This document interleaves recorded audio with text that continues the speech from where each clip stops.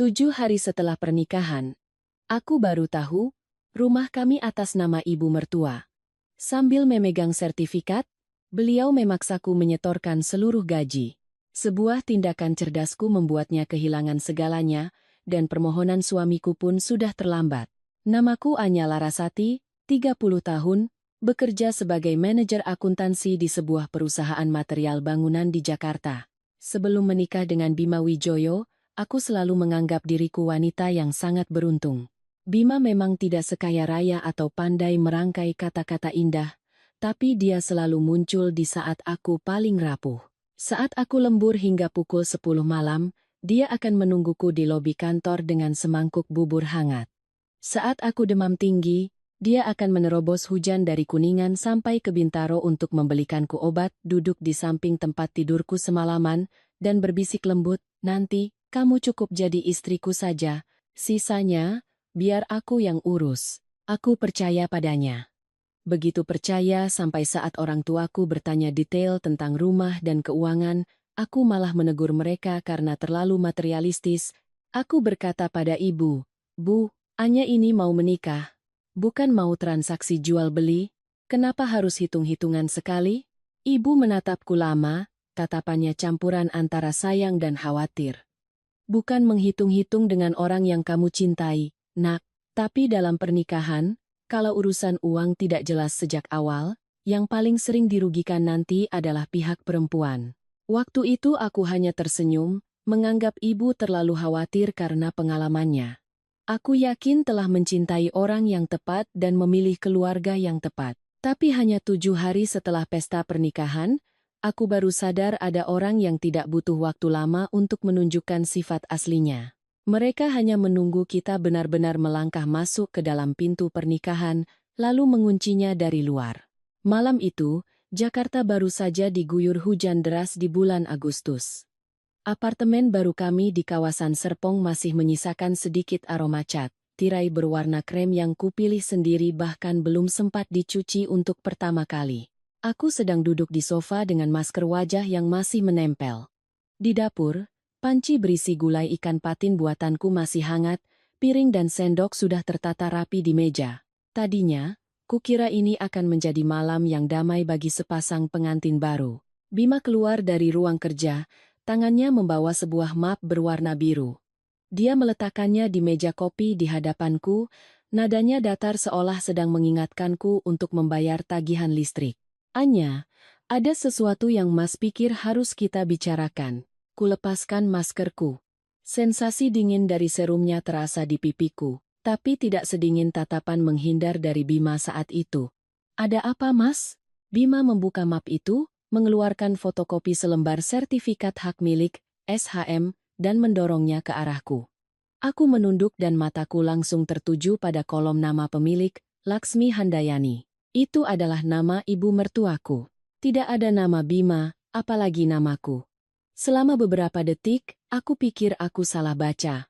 Kuambil kertas itu, kuperiksa setiap kata, setiap stempel, setiap baris alamat. Benar, ini adalah alamat apartemen tempatku duduk sekarang. Tempat yang selama beberapa bulan persiapan pernikahan disebut sebagai rumah kita. Aku mengangkat kepala menatap suamiku. "Ini maksudnya apa?" Bima mendorong kacamatanya. Gerakan yang dulu kuanggap elegan, kini terasa begitu asing dan menyesakkan. "Apartemen ini atas nama ibu. Beliau yang membayar sebagian besarnya, jadi wajar kalau atas nama beliau. Sebelum menikah Mas belum bilang, takut kamu banyak pikiran." Aku tertawa, tapi tenggorokanku tercekat. "Takut aku banyak pikiran?" "Bima, sebelum menikah kamu bilang apa padaku? Kamu bilang keluargamu yang akan siapkan uang muka, setelah menikah kita akan mencicil KPR-nya bersama, dan apartemen ini akan menjadi aset kita berdua. Kamu bilang orang tuamu menyayangiku seperti anak kandung. Kamu bilang aku tidak perlu khawatir soal tempat tinggal. Sekarang kamu bilang ini rumah ibumu, dan kamu menyembunyikannya karena takut aku banyak pikiran?" Bima mengerutkan dahi, raut wajahnya mulai menunjukkan ketidaksabaran. "Toh atas nama ibu atau atas namaku kan sama saja. Ibu cuma punya aku satu-satunya, nanti harta ibu juga jadi milikku, dan milikku juga milikmu. Aku meletakkan lembar sertifikat itu di meja, berusaha menjaga suaraku agar tidak bergetar. Sangat berbeda, Bima. Secara hukum, apartemen ini tidak ada hubungannya denganku, juga tidak ada hubungannya denganmu. Kalau suatu saat terjadi apa-apa, aku ikut membayar cicilan KPR, tapi asetnya menjadi milik ibumu. Menurutmu itu adil? Bima menghela napas, seolah aku sengaja memperbesar masalah. Sudahlah, jangan bawa-bawa hukum ke dalam rumah. Kita baru menikah 7 hari sudah hitung-hitungan aset. Apa kamu tidak capek? Kalimat itu terasa seperti tamparan.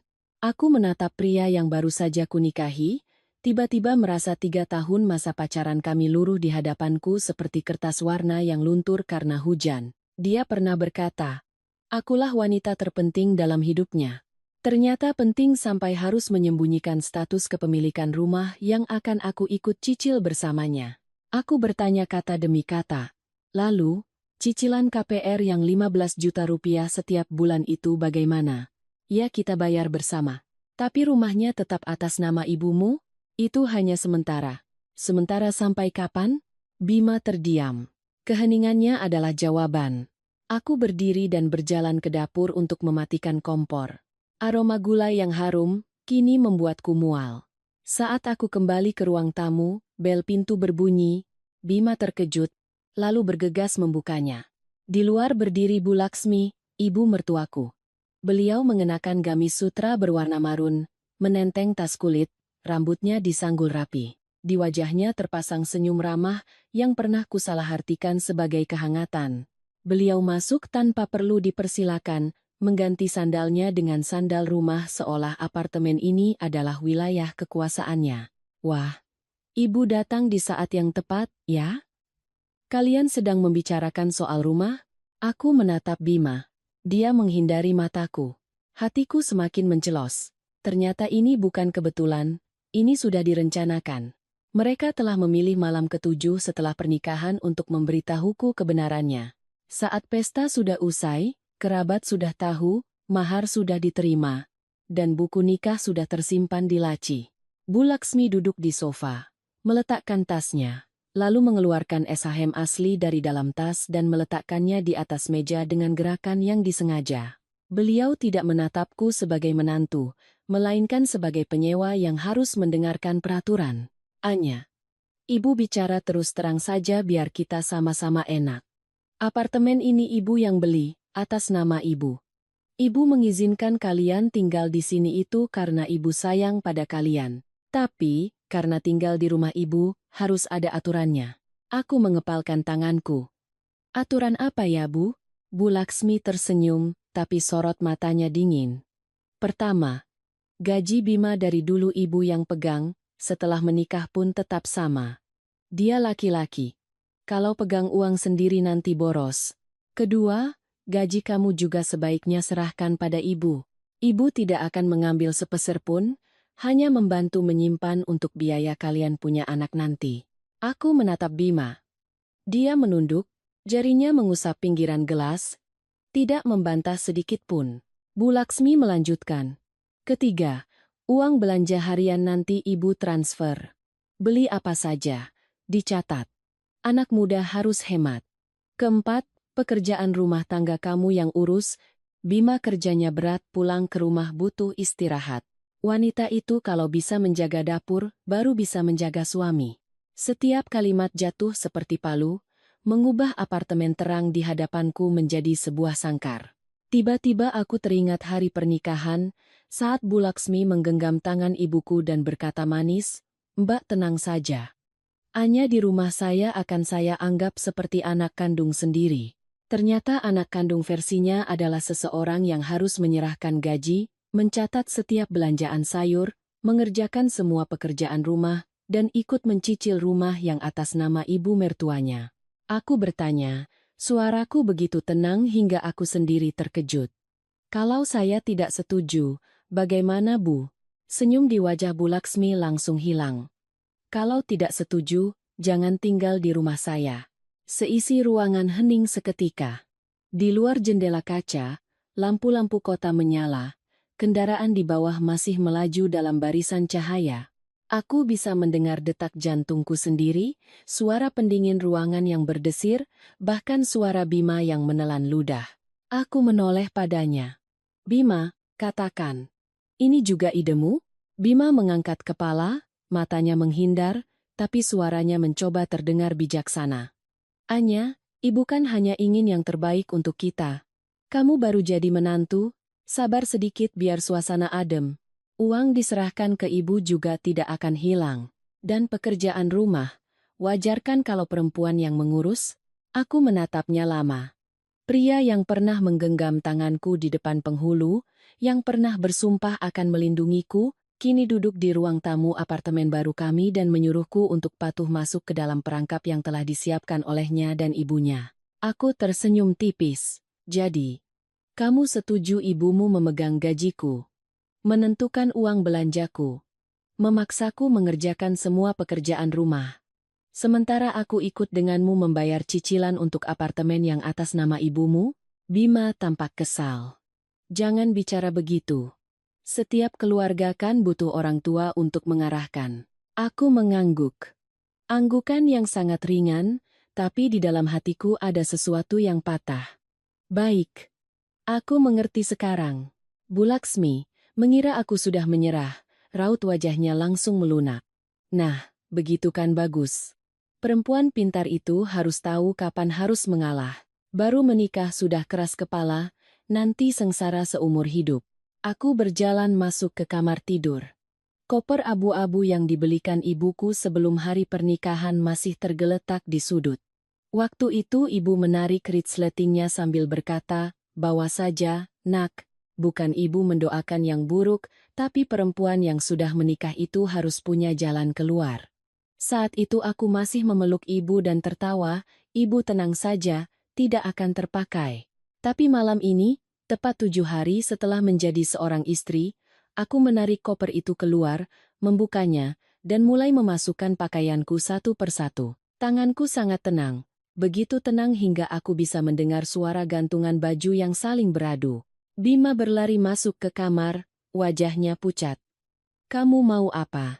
Aku tidak menatapnya. "Beres-beres.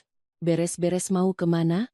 "Pergi dari rumah ibumu." Bima terpaku, lalu buru-buru memegang pergelangan tanganku. "Anya, jangan kekanak-kanakan.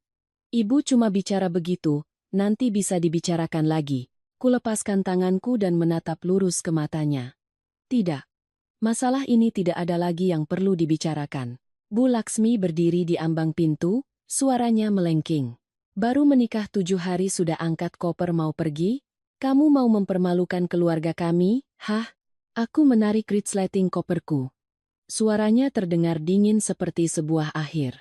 "Bu Laksmi, sejak Anda mengatakan ini rumah Anda dan jika saya tidak setuju maka saya harus pergi, saya sudah tidak punya alasan lagi untuk tinggal." Beliau terbelalak. "Kamu panggil saya apa?" Kulepaskan cincin kawin dari jariku, meletakkannya di atas meja rias. Berlian kecilnya memancarkan kilau dingin di bawah cahaya lampu.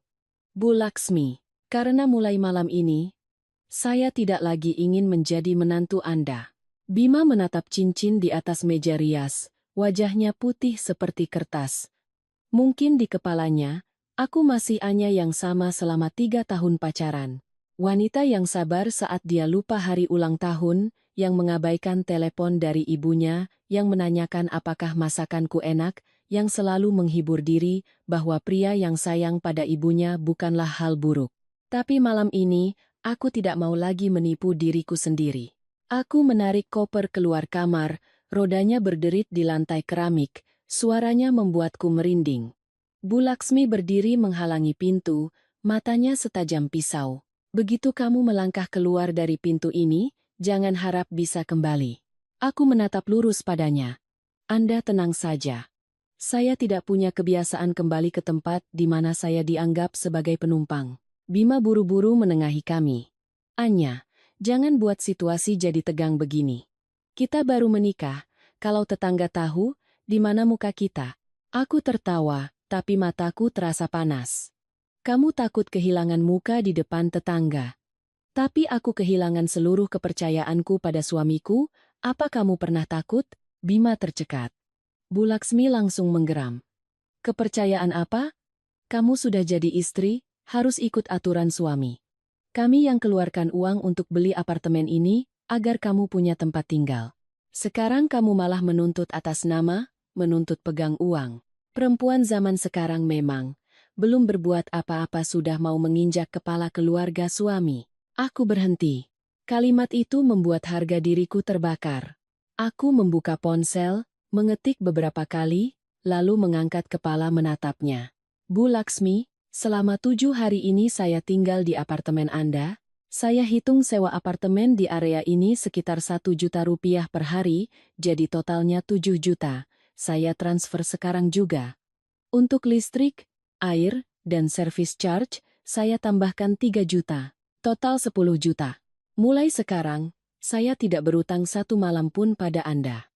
Ponsel Bu Laksmi berbunyi, notifikasi transfer masuk. Wajahnya langsung memerah lalu memucat. Kamu sedang menghinaku? Aku menarik koperku lebih dekat. Tidak. Saya hanya sedang melakukan pembayaran yang jelas, karena di keluarga Anda, segalanya harus jelas dengan uang. Kan? Bima seperti kehilangan akal, dia merebut gagang koperku. Kamu keterlaluan. Anya. Ibuku sudah tua. Kamu bicara seperti itu tidak merasa kurang ajar?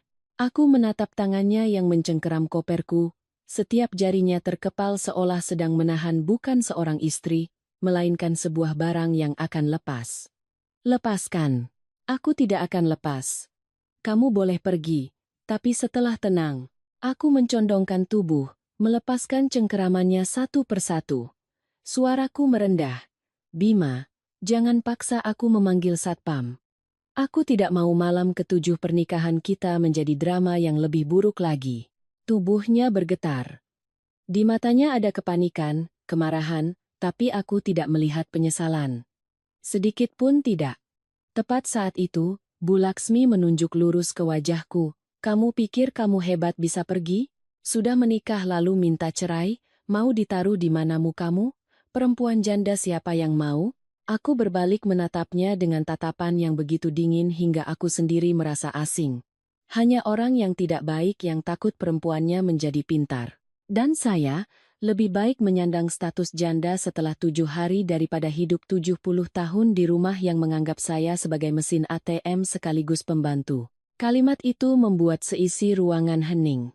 Aku membungkuk mengambil tas tanganku, memeriksa dompet, KTP, dan kunci mobil.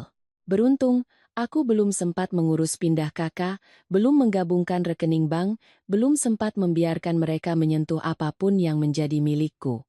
Ibuku benar. Perempuan saat jatuh cinta boleh saja luluh, tapi urusan dokumen dan uang harus tetap waras. Aku melangkah keluar pintu.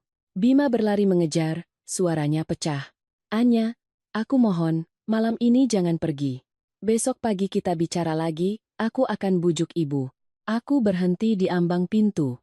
Menoleh padanya untuk terakhir kali. Kamu tidak perlu membujuk ibumu. Yang perlu sadar itu kamu. Tapi sayangnya, kamu terlambat sadar di dalam pernikahanmu sendiri. Aku menutup pintu. Di belakangku, terdengar umpatan Bu Laksmi dan panggilan nama Bima yang serak. Semuanya ditelan oleh pintu tebal. Koridor apartemen sepi, cahaya lampu kuning menerangi lantai. Aku menarik koperku menuju lift. Setiap langkah terasa seperti memutus seutas tali yang pernah mengikatku pada mimpi menjadi seorang istri. Saat pintu lift tertutup, aku melihat bayanganku di dinding stainless steel. Lipstikku pudar, rambutku sedikit berantakan, mataku merah, tapi punggungku tetap tegak. Aku berbisik pada diriku sendiri, Anya, jangan menangis di sini. Menangislah di tempat di mana tidak ada yang bisa meremehkanmu. Setibanya di basement, aku baru saja membuka bagasi mobil saat ponselku bergetar. Ibuku. Aku menatap layar, tanganku tiba-tiba gemetar hebat, hanya satu kata ibu, dan semua ketegaran yang kubangun selama setengah jam terakhir nyaris runtuh.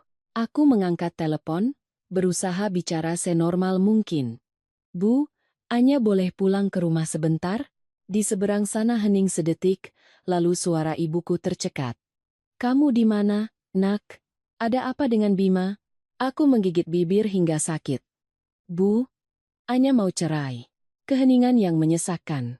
Aku mendengar ibuku menarik napas sangat dalam, seolah berusaha menenangkan diri agar aku tidak semakin panik.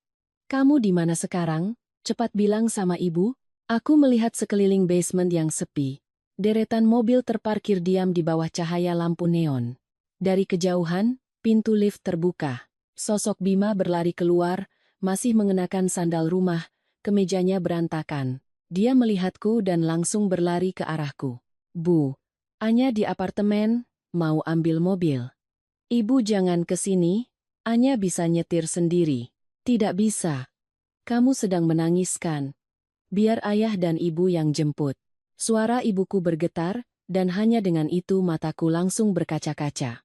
Aku sudah menahan diri di depan Bu Laksmi, di depan Bima, bahkan saat melepaskan cincin kawin. Tapi di hadapan ibuku pertahananku runtuh. Aku berbalik, menyeka air mata dengan cepat. Anya tidak apa-apa. Anya akan cari hotel untuk malam ini. Besok pagi Anya pulang. Bima sudah sampai di belakangku, terengah-engah. Anya, jangan pergi. Kita bisa bicara lagi. Ibuku mendengarnya dan langsung bertanya, Bima di situ. Kasih teleponnya ke dia. Aku menggenggam ponselku erat. Tidak perlu, Bu. Bima merebut tanganku, mencoba menarik ponsel itu. Bu, ini Bima. Dengar penjelasan Bima dulu, Bu. Anya salah paham. Kutarik tanganku kembali. Suaraku dingin. Lepaskan tanganmu. Ibuku di seberang sana berkata dengan sangat jelas, setiap katanya tegas.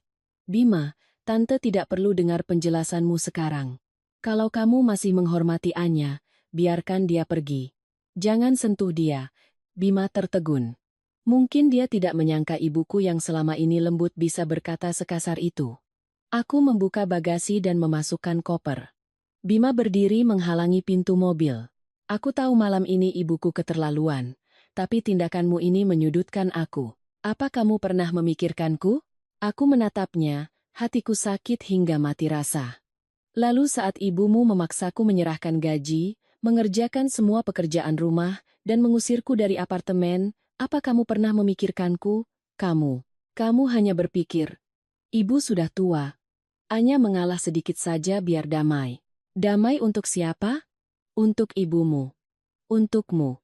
Lalu aku bagaimana? Bima terbungkam. Aku membuka pintu mobil, tapi dia masih tidak bergeser.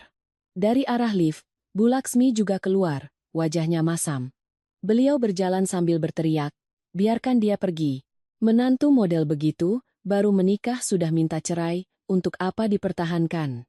Nanti juga dia merangkak pulang minta maaf, aku tidak akan terima. Aku tertawa, tapi air mataku jatuh bersamaan. Aku tidak lagi menatapnya, hanya mengeluarkan ponsel dan membuka aplikasi perekam suara, menyimpan file rekaman dari ruang tamu tadi. Sejak Bu Laksmi meletakkan sertifikat di meja dan mulai mendiktekan syarat-syaratnya, aku sudah menekan tombol rekam. 3 tahun bekerja sebagai akuntan mengajariku satu hal. Ucapan bisa hilang, tapi bukti akan selalu ada. Aku mencondongkan tubuh dan berkata pada Bima, minggir. Ini terakhir kalinya aku bicara baik-baik. Dia menatapku lama. Di matanya ada kepanikan, permohonan, tapi juga tuduhan yang tidak masuk akal, seolah akulah yang bersalah. Akhirnya, dia mundur setengah langkah. Aku masuk ke mobil, menutup pintu, dan menguncinya. Bu Laksmi menggedor kaca mobil. Ingat ya, keluar dari rumahku, jangan mimpi dapat sepeser pun. Kuturunkan kaca sedikit, menatapnya. Anda simpan baik-baik ucapan itu. Nanti di depan hakim, saya harap Anda masih seberani ini. Wajahnya berubah. Bima menatapku tak percaya. Di depan hakim? Kamu benar-benar mau menggugat? Kuhidupkan mesin mobil. Bukan mau. Tapi pasti. Mobil melaju keluar dari basement, meninggalkan teriakan Bima di belakang. Saat mobilku bergabung dengan arus lalu lintas malam di jalan tol, barulah tanganku mulai gemetar hebat. Aku menepi, menundukkan kepala di atas setir, dan menangis tanpa suara. Bukan karena menyesali pernikahan 7 hari ini, tapi menyesali 3 tahun masa mudaku yang telah kuberikan pada pria yang tidak pernah punya cukup keberanian untuk melindungiku. Ponselku kembali menyala. Ayahku. Nak, Ayah di rumah, pulang saja sekarang, tidak perlu sok kuat. Aku tercekat. Ayah. Anya malu sekali. Suara ayah terdengar berat dan hangat. Kamu tidak melakukan kesalahan apapun, tidak ada yang perlu dimalukan. Yang seharusnya malu adalah orang yang menjebakmu masuk ke dalam pernikahan dengan penuh perhitungan. Kuseka air mataku, mengemudi ke sebuah hotel di dekat Bundaran HI. Saat check-in, resepsionis melirik gaun tidurku yang menyembul dari balik jaket dan mataku yang bengkak, tapi tidak bertanya apa-apa. Di dalam kamar, aku mengunci pintu 2 kali, melepaskan sepatu, dan terduduk di lantai. Kamar yang asing, tapi setidaknya di sini tidak ada yang memaksaku menyerahkan gaji, tidak ada yang menganggapku penumpang. Aku memutar kembali rekaman suara itu, mendengar suara dingin Bu Laksmi, kalau tidak setuju, jangan tinggal di rumah saya. Aku menyimpan satu salinannya lagi ke email, mengirimkannya pada diriku sendiri, lalu memotret fotokopi sertifikat dan semua pesan di mana Bima berjanji akan menambahkan namaku setelah menikah. Barulah setelah itu hatiku sedikit lebih tenang. Tengah malam, Bima menelepon lebih dari 20 kali. Aku tidak mengangkat, pesannya masuk bertubi-tubi. Aku salah, jangan perbesar masalah ini. Ibuku hanya emosi, cerai setelah 7 hari, apa kamu tidak takut ditertawakan orang? Aku menatap pesan terakhir itu, lalu memblokir nomornya. Aku tidak takut ditertawakan orang. Aku hanya takut jika malam ini aku kembali, seumur hidupku aku tidak akan pernah bisa tertawa lagi. Keesokan paginya, aku terbangun saat langit di luar jendela masih kelabu. Semalaman aku tidur tidak nyenyak. Setiap kali memejamkan mata, suara Bu Laksmi terus terngiang. Aku duduk, melihat jariku yang tak lagi bercincin, bekasnya masih samar terlihat. Baru 7 hari, tapi rasanya seperti melewati badai seumur hidup. Ponsel menyala, lebih dari 30 panggilan tak terjawab dari nomor tak dikenal. Beberapa pesan dari Bima melalui akun lain, aku di lobi hotel. Turunlah, kita bicara. Aku menyingkap tirai dan melihat ke bawah. Benar saja, Bima berdiri di teras, bersandar pada pilar. Kemejanya lecek, rambutnya berantakan, wajahnya pucat karena kurang tidur. Jika ini aku yang dulu, mungkin hatiku akan luluh. Tapi sekarang aku hanya merasa dingin. Pria yang baru mengejar saat mangsanya sudah lepas dari jaring, itu bukan penyesalan, itu hanya ketakutan akan kerugian. Aku menelepon resepsionis, berpesan jika ada yang mencariku, katakan aku tidak ingin bertemu. Setelah itu aku mandi, merias wajah tipis, dan mengenakan setelan kerja berwarna krem yang selalu kupakai saat rapat penting. Aku perlu mengingatkan diriku sendiri bahwa hari ini bukan hari untuk menyerah.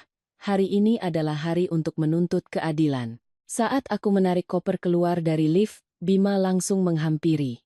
Anya, akhirnya kamu turun juga. Aku tahu aku salah. Semalam aku sudah bicara dengan ibu, beliau hanya emosi, tidak benar-benar mengusirmu. Aku terus berjalan. Minggir. Aku mau pulang. Dia menghalangi jalanku, suaranya memohon. Pulang ke rumah orang tuamu untuk apa? Masalah kita selesaikan sendiri. Kalau melibatkan orang tua, semuanya jadi lebih rumit. Aku mengangkat kepala menatapnya. Masalah ini menjadi rumit sejak kamu dan ibumu menyembunyikan status sertifikat rumah, bukan sejak aku memberitahu orang tuaku. Bima tercekat, matanya memerah. Aku akan suruh ibu menambahkan namamu di sertifikat. Gajimu, kamu pegang sendiri. Pekerjaan rumah, kita kerjakan bersama. Asal kamu kembali, kita bisa mulai dari awal, kan? Aku menatap pria di hadapanku, hatiku hampa. Kata-kata yang paling ingin ku dengar kini datang di saat yang sudah terlambat. Bima, aku sudah memberimu kesempatan di rumah itu. Aku bertanya kamu akan membela siapa. Kamu memilih ibumu. Waktu itu aku bingung. Tidak, kamu tidak bingung. Kamu hanya mengira aku akan sabar. Dia terdiam. Aku menarik koperku melewatinya. Kali ini dia tidak berani menahanku. Aku menyetir pulang ke rumah orang tuaku di Rawamangun. Begitu mobil berhenti di depan gerbang, ibu berlari keluar, matanya bengkak. Melihatku. Beliau langsung memelukku erat. Tangannya gemetar mengelus rambutku. Anakku, kenapa mereka tega sekali padamu? Aku mencoba tersenyum. Anya tidak apa-apa, Bu. Tapi begitu mengucapkannya, air mataku jatuh di bahu ibu. Ayah berdiri di belakang, masih mengenakan celemek, tangannya memegang sendok sayur. Beliau tidak banyak bertanya, hanya membuka pintu lebar-lebar. Masuk, nak. Ayah sudah masak soto ayam. Makan dulu biar hangat. Urusan lain nanti dipikirkan. Sarapan pagi itu sangat sederhana, hanya soto ayam, perkedel, dan sambal. Tapi setiap suap terasa seperti menelan seluruh kasih sayang orang tuaku. Saat aku menceritakan semuanya, dari soal sertifikat hingga syarat-syarat dari Bu Laksmi, ibu marah hingga meletakkan mangkuknya dengan keras. Keterlaluan. Mereka anggap kamu ini apa?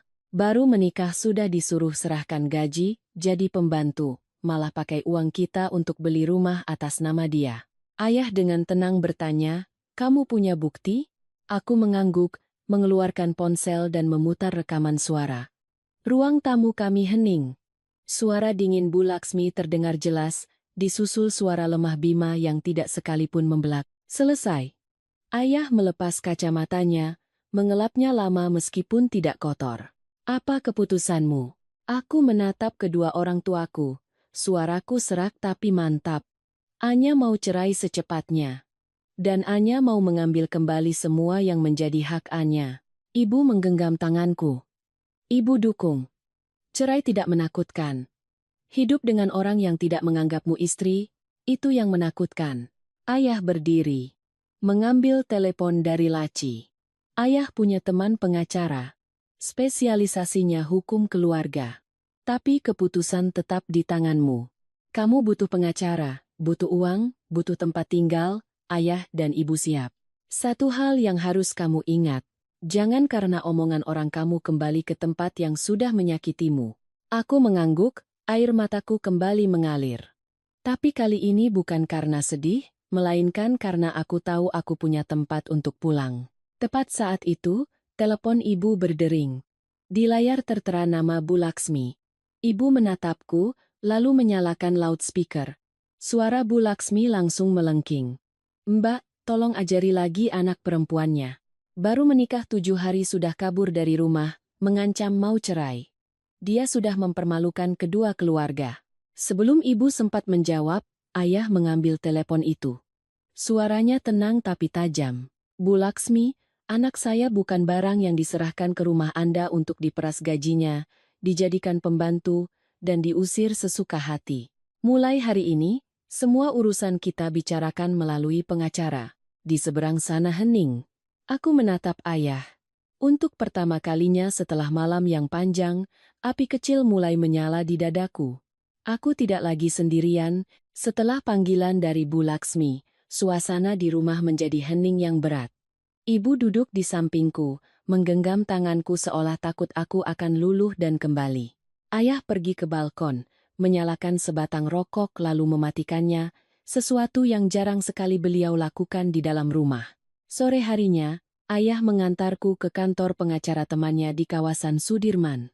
Yang menemuiku adalah Ibu Ratih, seorang wanita berusia 40-an, berambut pendek, dengan tatapan tajam tapi suara yang hangat. Silakan ceritakan semuanya, jangan ada detail yang terlewat. Aku meletakkan ponsel, fotokopi sertifikat, riwayat transfer, dan tangkapan layar pesan di atas meja.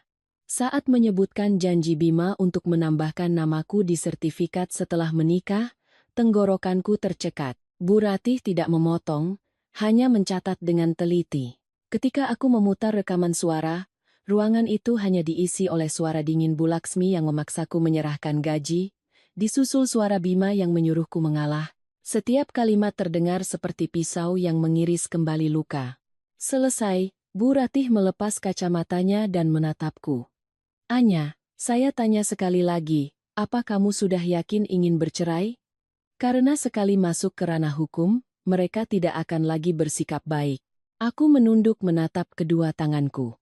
Semalam tangan ini gemetar saat menarik koper, tapi sekarang terasa mantap. Saya yakin, Bu.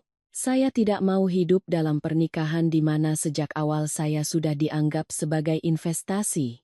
Bu Ratih mengangguk. Kalau begitu, kita fokus pada 3 hal. Pertama, perceraian. Kedua, pengembalian dana dari pihak keluarga Anda yang digunakan secara tidak semestinya. Ketiga, mencegah mereka menghilangkan aset. Ayah yang duduk di sampingku langsung bertanya. Seberapa besar kemungkinan uang kami kembali, Bu? Bu Ratih membuka berkas, menunjuk setiap rincian. Apartemen atas nama ibu mertua, jadi tidak bisa dituntut sebagai harta gono gini. Tapi, jika kita bisa membuktikan bahwa uang hadiah pernikahan, uang pemberian orang tua Anya, atau transfer lain dari pihak keluarga Anda digunakan untuk membeli apartemen itu, kita bisa menuntut pengembalian atas dasar penguasaan aset tanpa hak atau perikatan untuk mengembalikan. Untuk cicilan KPR yang dibayar bersama setelah menikah, meskipun properti atas nama orang lain, jika pembayarannya dari penghasilan bersama, tetap ada dasar untuk menuntut pengembalian kontribusi. Aku menarik napas dalam-dalam. Sebelum menikah, ibu saya mentransfer 300 juta rupiah ke rekening Bu Laksmi, keterangannya untuk membantu rumah tangga anak-anak. Selain itu, uang angpau dari pihak keluarga saya sekitar 250 juta. Bima bilang uang itu digabungkan untuk membayar sebagian pokok pinjaman KPR. Ada bukti transfernya? Mata Bu Ratih berbinar. Punya bukti transfer itu sangat bagus. Pesan dari Bima yang mengatakan hal itu masih disimpan? Masih. Semuanya saya simpan. Bu Ratih tersenyum tipis. Kamu lebih waspada daripada kebanyakan orang yang sedang jatuh cinta. Aku tersenyum getir. Tidak cukup waspada. Makanya sampai menikah. Tidak. Kamu waspada di saat yang tepat, makanya bisa lepas setelah 7 hari. Kalimat itu membuat mataku panas. Aku membuang muka, menahan tangis. Tepat saat itu, ponselku bergetar. Sebuah nomor tak dikenal mengirim foto kamar tidurku di apartemen Serpong, lemari pakaian terbuka. Kosmetik berantakan di atas meja. Beberapa gaunku tergeletak di lantai. Disertai pesan. Mau ambil barang-barangmu? Datang dan minta maaf pada ibuku.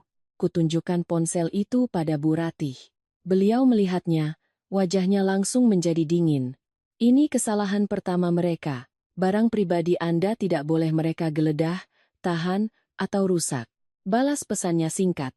Minta mereka menjaga kondisi barang, semua komunikasi selanjutnya melalui pengacara. Jangan berdebat. Aku melakukannya. Tidak sampai 1 menit, Bima menelepon. Aku menyalakan loudspeaker atas isyarat Bu Ratih. Anya, apa harus sampai sejauh ini? Ibuku marah makanya memberantakan kamarmu. Pulanglah, minta maaf, nanti aku akan berikan barang-barangmu. Aku menatap Bu Ratih, beliau mengangguk. Aku menjaga suaraku setenang mungkin. Bima, mulai sekarang semua komunikasi terkait perceraian, aset, dan barang pribadiku akan ditangani oleh pengacara saya, Ibu Ratih. Jika kamu atau ibumu terus menahan, merusak, atau mengancam saya akan melapor ke polisi. Di seberang sana hening sejenak, lalu suara Bu Laksmi menyela dengan melengking. Gugat saja kalau berani.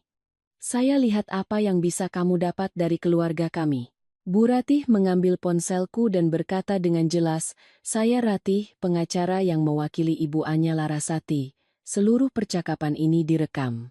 Saya harap Ibu tidak lagi melontarkan ancaman pada klien saya. Bu Laksmi terdiam. Bima dengan gugup menutup telepon. Aku duduk di sana, jantungku berdebar kencang. Tapi untuk pertama kalinya setelah 7 hari menikah, aku tidak lagi merasa terpojok. Kartu pertama sudah terbuka, dan kali ini yang gemetar bukan aku. Sore itu, Bu Ratih menyusun surat somasi yang menuntut Bima dan Bu Laksmi untuk mengembalikan barang-barang pribadiku dan menjaga kondisi aset, sekaligus mempersiapkan gugatan cerai. Sebelum aku pulang, beliau memberiku daftar dokumen tambahan yang harus disiapkan, rekening koran, foto-foto hadiah pernikahan, pesan-pesan tentang kesepakatan rumah, dan daftar barang pribadiku yang tertinggal. Aku memegang tumpukan kertas itu, hatiku berat tapi jernih. Ternyata, saat seorang wanita berhenti menangis dan mulai mengumpulkan bukti, orang yang pernah meremehkannya tidak akan bisa tidur nyenyak. Malam itu, aku dan ibu duduk di ruang tamu, memilah tumpukan dokumen, rekening koran, kwitansi pembelian emas kawin, foto amplop angpau, dan pesan dari Bima yang pernah berkata, "Uang dari kedua keluarga yang masuk ke apartemen ini nanti jadi milik kita berdua, sayang." Semuanya kucetak dan susun berdasarkan tanggal. Ibuku menatap pesan-pesan itu, matanya memerah. Dulu bicaranya semanis ini, siapa sangka hatinya penuh perhitungan. Aku tidak menjawab. Ada janji yang saat masih cinta terdengar seperti madu, tapi saat berpisah baru terasa itu hanyalah lapisan gula di atas sebilah pisau. Sekitar pukul 9 malam, bel rumah kami berbunyi bertubi-tubi. Ayah baru saja berdiri. Dari luar sudah terdengar suara Bu Laksmi. "Anya, keluar kamu. Bicara yang jelas, jangan bersembunyi di belakang orang tuamu seperti anak kecil." Jantungku berdebar kencang. Ibu langsung menggenggam tanganku. "Kamu di dalam saja, Nak." Tapi aku tahu, bersembunyi tidak akan menghentikannya. Aku menyalakan perekam suara di ponsel lalu melangkah keluar bersama ayah dan ibu. Di luar gerbang, Bu Laksmi berdiri di tengah-tengah 3 orang kerabatnya, di sampingnya Bima menunduk.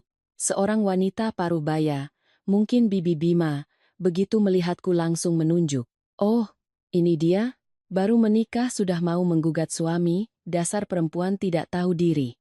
Ayah membuka gerbang tapi tidak membiarkan mereka masuk.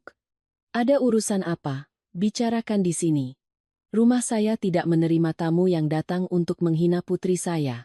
Bu Laksmi tertawa sinis. "Hebat sekali Bapak mendidik anak. Pulang ke rumah mertua belum juga betah, sudah menuntut harta. Dia itu menikah atau berbisnis?"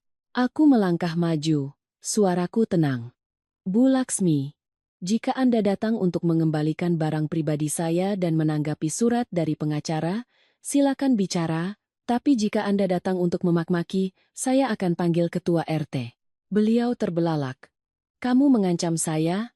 Saya ini ibu mertuamu. Sejak Anda bilang jika saya tidak setuju maka saya harus keluar dari rumah Anda, hubungan itu sudah tidak ada artinya lagi." Bima mengangkat kepalanya. "Anya, jangan bicara sekasar itu. Ibu hanya ingin kamu tahu cara hidup berkeluarga." Aku menatapnya. Tenggorokanku tercekat tapi suaraku tidak bergetar. "Cara hidup di keluargamu adalah menggunakan uang dari keluargaku untuk membeli rumah atas nama ibumu, memaksa menantunya menyerahkan gaji, lalu menahan barang-barangnya untuk memaksanya minta maaf." Beberapa tetangga mulai membuka pintu, mengintip. Bu Laksmi, sadar menjadi tontonan, langsung mengubah nada suaranya, memegangi dadanya seolah teraniaya. "Ya Tuhan, malang sekali nasibku. Aku sayang menantu, makanya mau membantunya menyimpan uang. Tapi dia malah menuduhku merampas.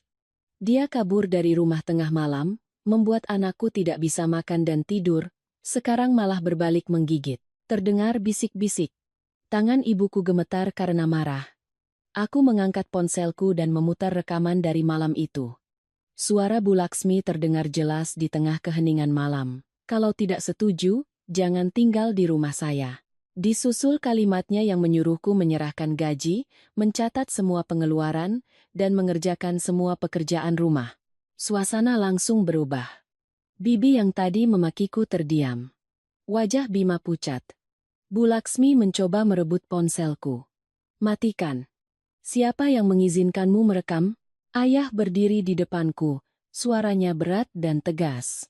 "Kalau ibu berani menyentuh anak saya panggil polisi sekarang juga." Aku menatap Bu Laksmi dan melanjutkan. "Anda mau bermain peran sebagai mertua yang baik di depan tetangga, setidaknya ingat apa yang sudah Anda katakan. Saya tidak butuh menang di depan gerbang ini, saya hanya butuh kebenaran." Bima melangkah maju, suaranya merendah. "Anya, aku mohon, jangan buat ibuku malu lagi. Beliau sudah tua." Aku tertawa, mataku panas. "Lalu ibuku?" Beliau melihat putrinya ditipu, dipaksa menyerahkan gaji, diusir dari rumah setelah 7 hari, apa hatinya tidak sakit, atau hanya ibumu yang boleh punya perasaan? Bima terpaku.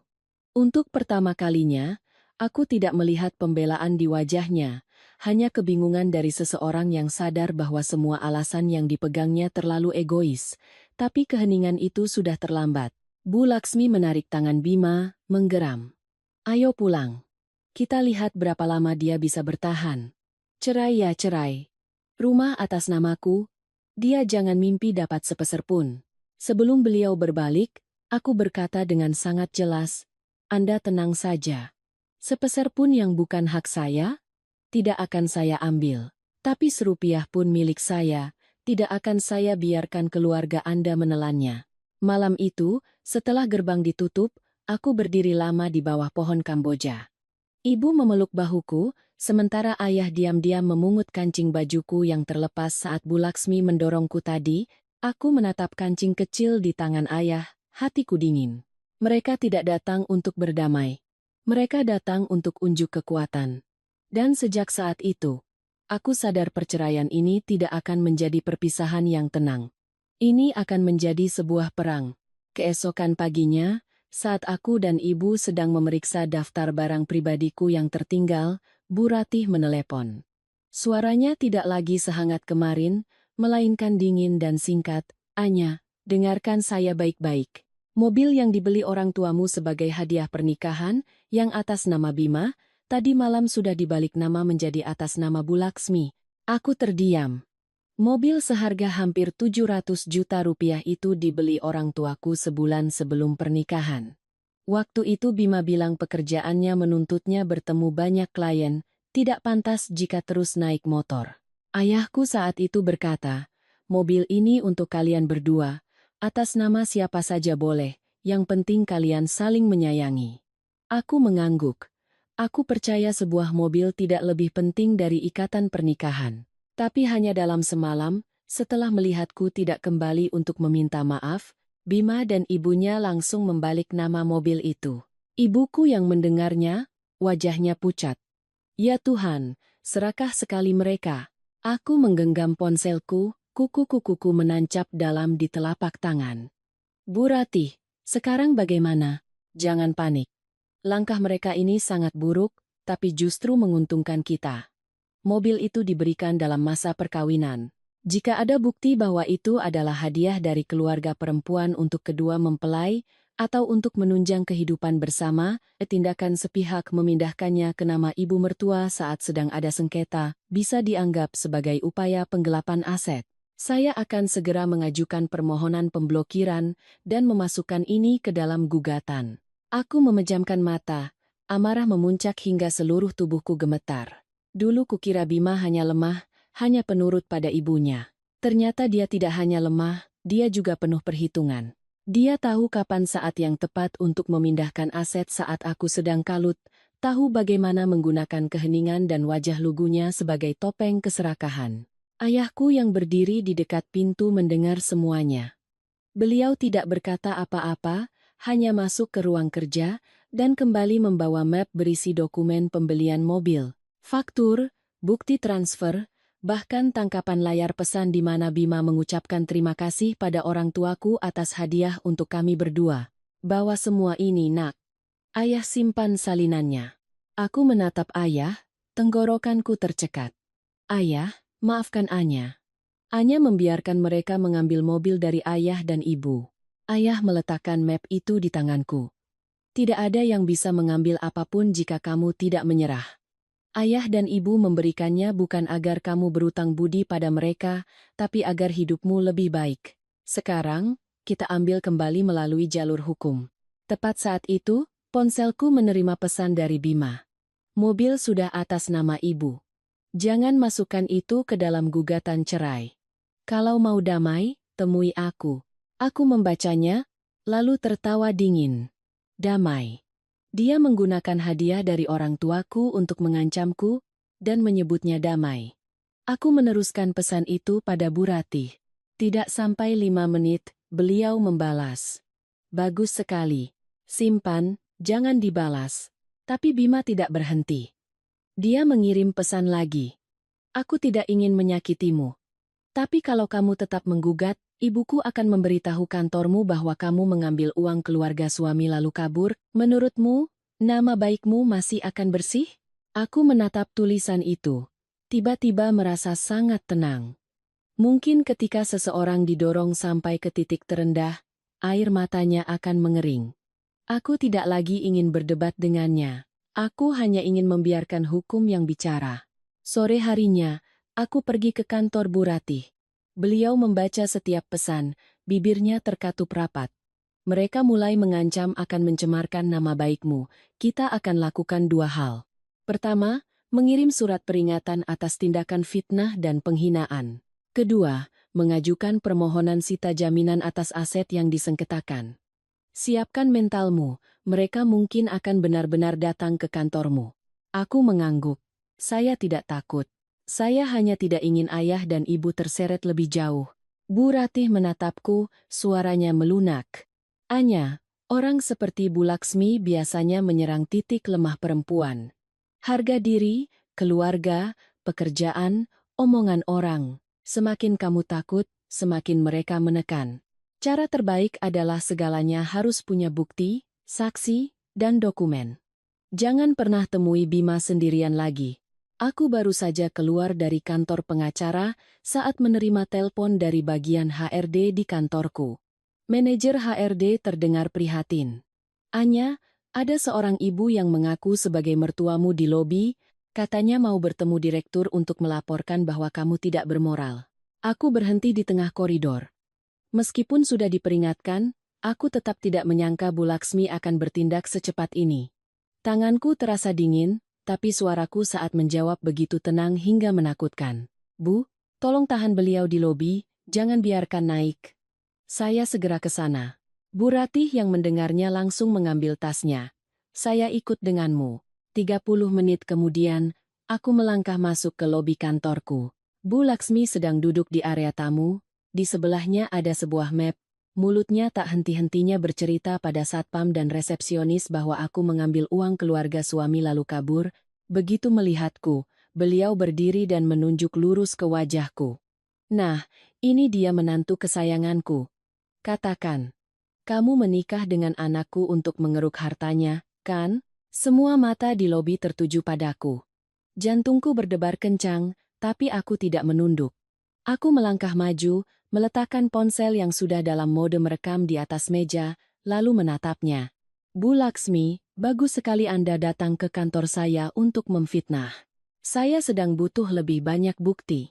Bu Laksmi tertegun sejenak melihatku meletakkan ponsel yang sedang merekam di atas meja, tapi dengan cepat beliau kembali memasang wajah garang, sengaja mengeraskan suaranya agar semua orang mendengar.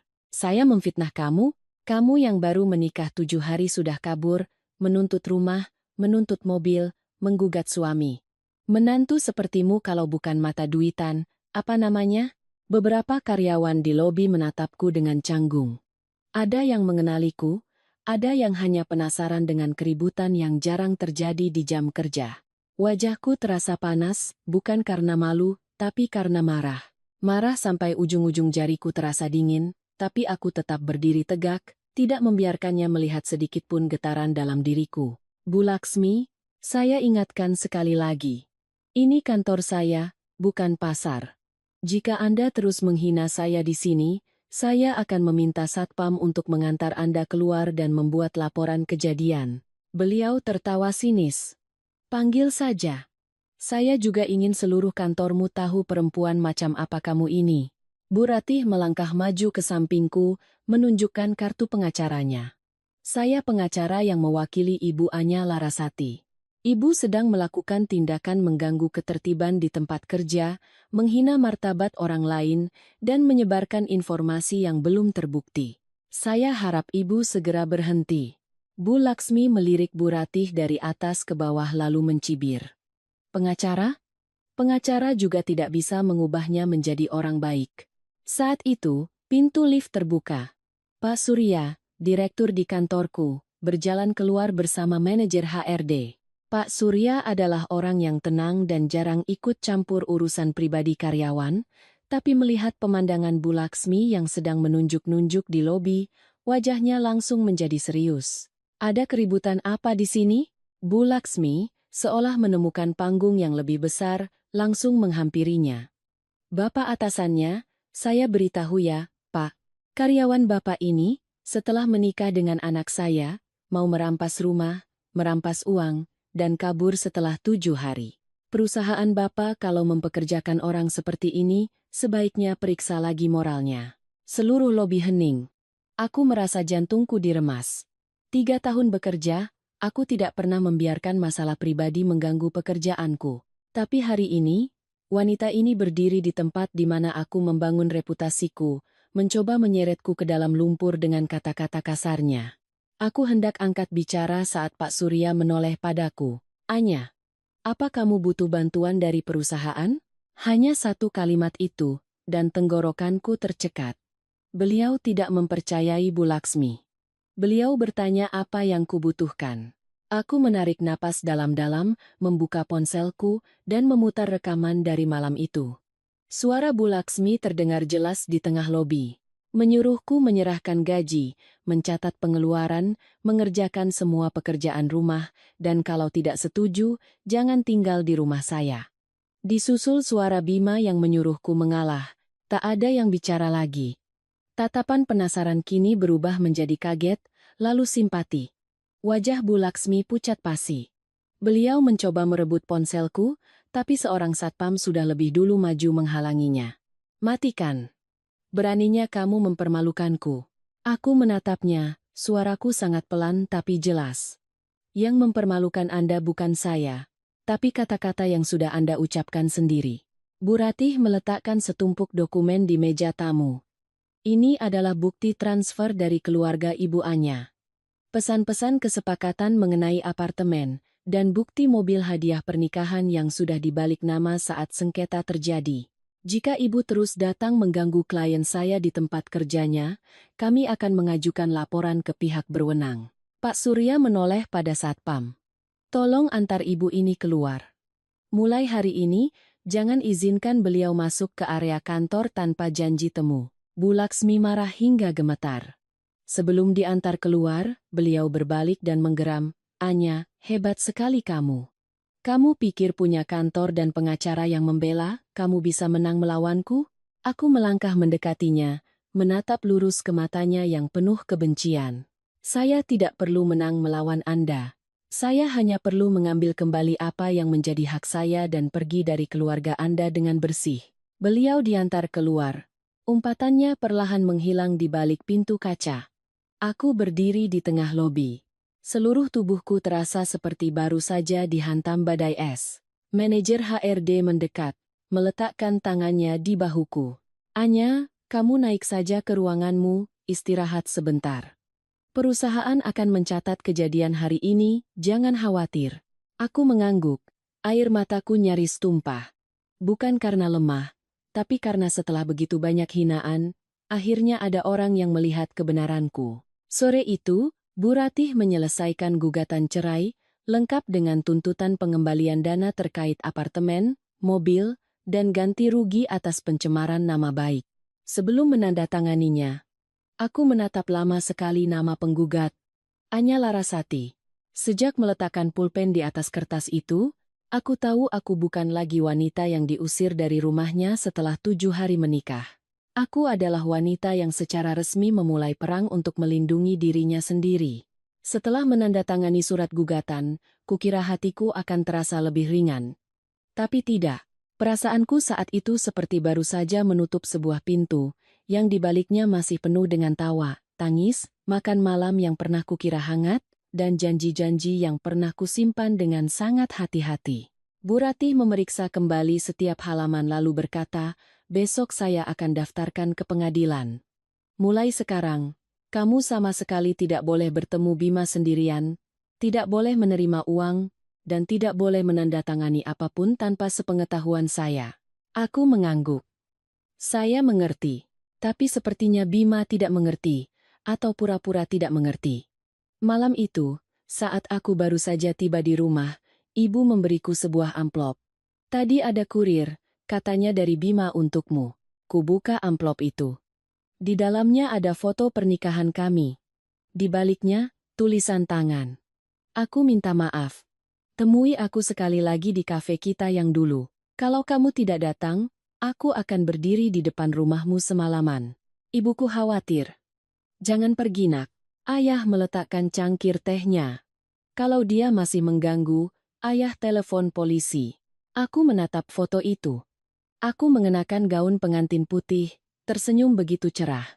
Bima memeluk pinggangku, tatapannya begitu lembut hingga saat kulihat sekarang terasa ironis. Aku diam-diam memotret pesan itu dan mengirimkannya pada Bu Ratih. Beliau langsung menelepon. Jangan pergi sendirian. Kalau kamu benar-benar ingin bertemu untuk menyelesaikan, saya akan ikut dan duduk di meja sebelah. Ingat, rekam semuanya dari awal. Aku terdiam sejenak, lalu berkata, saya ingin mengakhirinya dengan mulut saya sendiri. Saya tidak mau dia terus menggunakan kata cinta untuk mengulur waktu. Pukul 8 malam, aku tiba di sebuah kafe di kawasan Menteng. Tempat Bima menyatakan cintanya padaku 3 tahun lalu. Meja yang sama di dekat jendela, lampu kuning yang sama. Tapi pria yang duduk di hadapanku bukan lagi pemuda yang membuatku percaya pada kedamaian. Bima tampak sangat kurus hanya dalam beberapa hari. Wajahnya tidak tercukur, matanya merah. Begitu melihatku, dia langsung berdiri. Anya, terima kasih sudah datang. Aku tahu kamu masih sayang padaku. Aku meletakkan tasku, dengan tenang menyalakan perekam suara di ponsel yang ada di dalam saku. Aku datang untuk memperjelas untuk terakhir kalinya. Setelah hari ini, jangan cari aku lagi. Bima tertegun, lalu tersenyum canggung. Jangan sedingin ini. Aku sudah bertengkar dengan ibu. Aku sudah bilang, kalau kamu kembali, aku akan biarkan kamu pegang gajimu, pekerjaan rumah kita kerjakan bersama, dan soal apartemen, aku akan bujuk ibu. Aku menatapnya. Bukan bujuk. Ini soal apakah kamu berani memilih pernikahanmu atau tidak. Dia menggenggam erat gelasnya. Ibuku membesarkanku sendirian sejak kecil. Beliau bekerja keras seumur hidupnya baru bisa membeli apartemen itu. Aku tidak bisa memaksa ibu untuk menambahkan namamu. Aku tersenyum sinis. Lalu untuk apa kamu mengajakku bertemu di sini? Untuk memintaku terus menerima apartemen ibumu, aturan ibumu, dan keheninganmu? Bukan begitu. Aku hanya ingin kamu mengerti posisiku. 3 tahun ini aku sudah cukup mengerti posisimu. Aku mengerti saat kamu memberikan seluruh gajimu pada ibumu. Aku mengerti saat ibumu ikut campur dalam setiap makanan yang kumasak, setiap liburan yang kita rencanakan. Aku begitu mengerti sampai setelah 7 hari menikah, kamu dan ibumu pikir aku akan terus mengerti saat dijadikan pembayar utang tanpa hak kepemilikan. Bima menunduk. Suaranya tercekat. Aku salah. Tapi apa perceraian harus sampai ke pengadilan? Kamu mau berapa? Aku akan bayar. Tapi tolong jangan gugat ibuku. Beliau tidak akan kuat menanggungnya. Ucapannya membuatku ingin tertawa getir.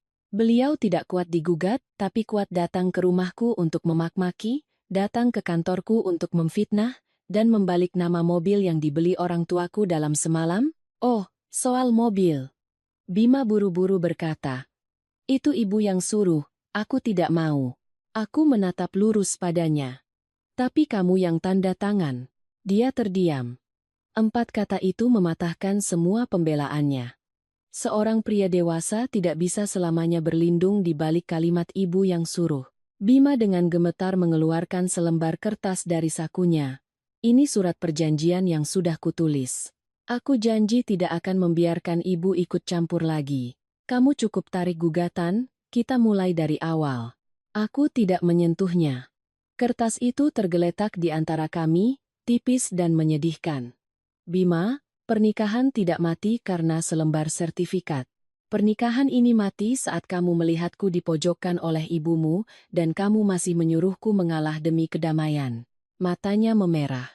Jadi, kamu benar-benar sudah tidak mencintaiku lagi? Aku menatap keluar jendela. Permukaan danau yang gelap memantulkan cahaya lampu yang kabur. Aku pernah sangat mencintainya. Tapi cinta itu terkikis oleh setiap kebohongan, setiap penghindaran, dan setiap keheningan pengecutnya. Aku pernah mencintai. Tapi aku tidak bisa menggunakan sisa cinta itu untuk mengubur seluruh hidupku. Bima menutupi wajahnya, bahunya bergetar. Jika ini dulu, aku pasti akan luluh. Tapi sekarang aku hanya merasa lelah, aku berdiri. Pengadilan akan mengirimkan surat panggilan. Bersiaplah. Dia tiba-tiba memegang pergelangan tanganku. Anya, jangan paksa aku. Kalau kamu terus begini, ibuku tidak akan tinggal diam. Aku menunduk menatap tangannya. Lepaskan, kalimatmu barusan sudah kurekam. Bima langsung melepaskan tanganku, wajahnya pucat pasi. Aku mengambil tasku dan berjalan keluar dari kafe. Bu Ratih berdiri di luar, tatapannya serius. Kamu sudah dengar, kan? Mereka tidak datang untuk minta maaf. Mereka datang untuk tawar-menawar dan mengancam. Aku mengangguk. Tanganku dingin tapi hatiku jauh lebih jernih dari sebelumnya. Iya, Bu. Besok kita daftarkan gugatannya. Saya tidak akan mundur lagi. Keesokan paginya, aku dan Bu Ratih pergi ke pengadilan untuk mendaftarkan gugatan. Langit Jakarta gerimis. Tetesan air di kaca mobil tampak seperti goresan-goresan tipis. Aku duduk diam di kursi penumpang, memeluk erat map berisi berkas.